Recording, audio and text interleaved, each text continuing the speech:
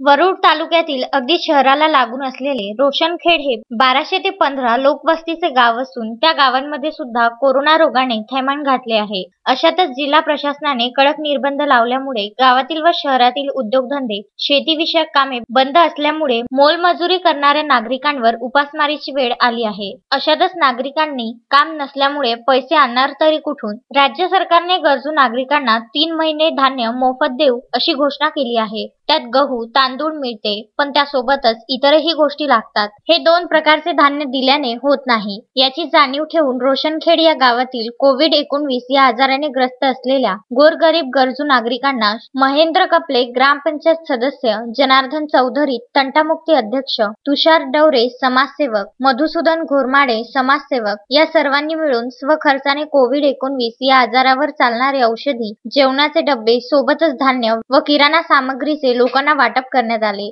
त्या समाजसेवकांनी केलेल्या कार्याची संपूर्ण गावकऱ्यांनी आभार व्यक्त केले आहे। रुपेश पांडे, विदर्भ न्यूज, वरुड।